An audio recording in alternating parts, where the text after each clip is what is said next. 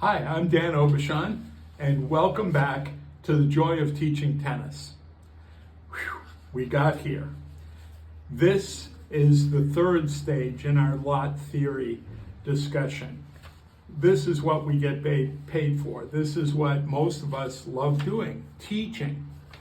So we listened to learn, we observed to test what we learned, and now we're ready to go. Now we have a plan. Now we know what we want to teach, and we go from there. This is, I believe, the number one reason for tennis pro burnout, is they say the same things to all the different students. They don't teach individuals. They might not think they're teaching a system, but they're teaching by rote. They're just saying the same things over and over again.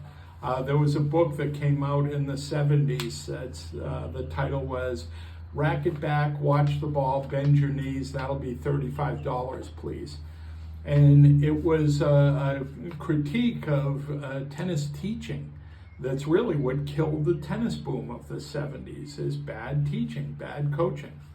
It also explains about inflation, that I don't think you could get a full tennis lesson for $35 in many places anymore. But anyway, so what do we teach? Now we've gone through all this thing. The first thing that you want to decide is the stroke or the area of instruction fundamentally sound? A lot of times teachers will tell me, well, their forehand and backhand looked okay. They didn't need any help. Well, there's a way that you can test that and teach and improve students to get them to the next level, even though their strokes at the time might look okay. What do we mean by fundamentally sound?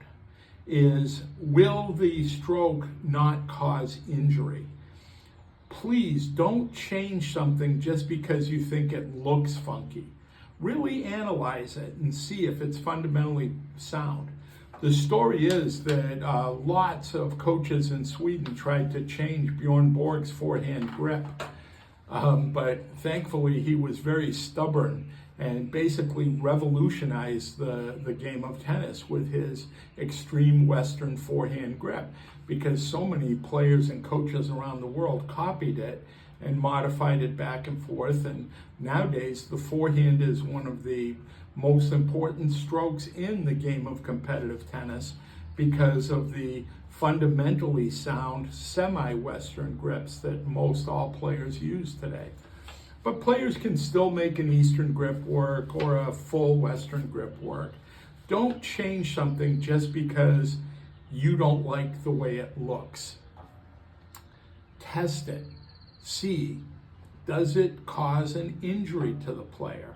If it's not going to cause an injury and it holds up under pressure, then don't change it.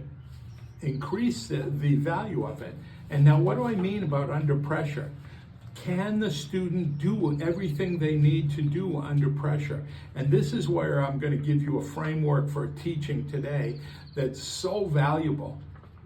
I actually had a young coach come up to me after a speaking engagement in New York once, and he said, I've seen you speak a few times, and I've seen Peter Burwash speak many, many times, and I love what you guys do. But I don't use all of your techniques because I'm afraid my students will get too good and they won't take lessons from me anymore. And he was a very sincere young man. And I told him, well, that's not true. I said, what will happen is your students will start improving and they'll get hooked on improving and take even more lessons from you. So here's what we're going to talk about today, is a way that you can create an unlimited number of lessons with this framework. It's called the 5 dimensions of tennis. And by 5 dimensions, what we're talking about is number 1, get it in. Number 2, direction. Number 3, depth. Number 4, spin. And number 5, speed or power. A lot of times, men especially, I will confess that, they come out and they want to start right away with dimension 5. They want to hit the ball harder.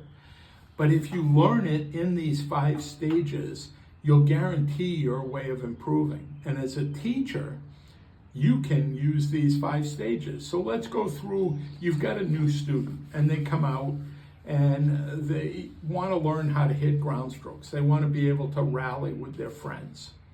So you teach them the basics of the forehand and backhand. Let's say you're teaching them a one-hand backhand. So you teach them how to change the grip. You teach them the fundamentals of the ready position with the left hand. And you get them and you teach them about contact and how to make corrections. So they're getting the ball in. Well, now put them under a little pressure. Can they get it in 10 times in a row? So you either rally with them or feed them 10 balls, and now the pressure of a goal is in there. Well, now you add the pressure of moving. Can they get it in when they're moving? Can they get it in against the faster ball? Can they get it in against the ball that's spinning? Can they get it in against a high ball or a low ball? So you can see we haven't even left dimension 1, and we've tested it under a variety of pressure situations. Then you teach them how to control direction for the ground strokes. Hitting the ball early and late, changing the point of contact is what allows you to hit the ball down the line or cross court. Great.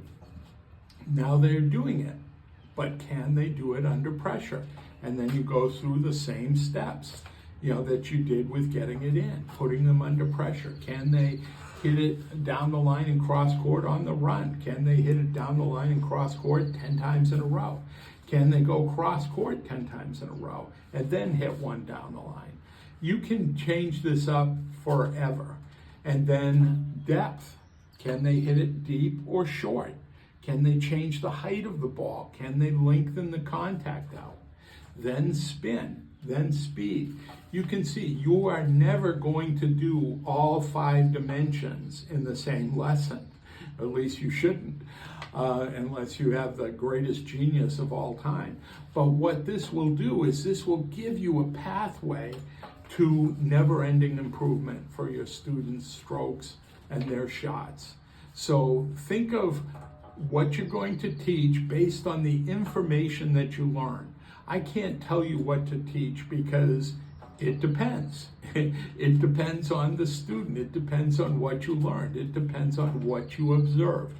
But when you go out there to teach, you'll be able to have a great game plan, and you can use the 5 dimensions to help you build the variety of exercises and drills that you want to lead your student on a path to improvement. Okay, so last week I had the Australian Open hat on. Thank you for those of you who commented. The Australian Open in January of 2020 was my last big international trip, and I didn't know it at the time, but it might be my last big trip ever. Hope not, but who knows with the health things that are going on. And I really appreciate all of you that have watched and commented this series on the LOT theory, listen, observe, teach. Those of you who have the ear of Brian Dillman or anybody at the USPTA, the USPTA World Rackets Conference is going to be here in the desert in September in Rancho Mirage, and I would love to be able to do a speaking engagement at the World Rackets Conference. So anybody at the USPTA that gets wind of these videos, give me a call. I've been reaching out to try to speak to Brian Dillman and find out if the curriculum is already set for that, but I hope they can fit me in as a speaker. So go out there and be joyful on the court. Have fun teaching.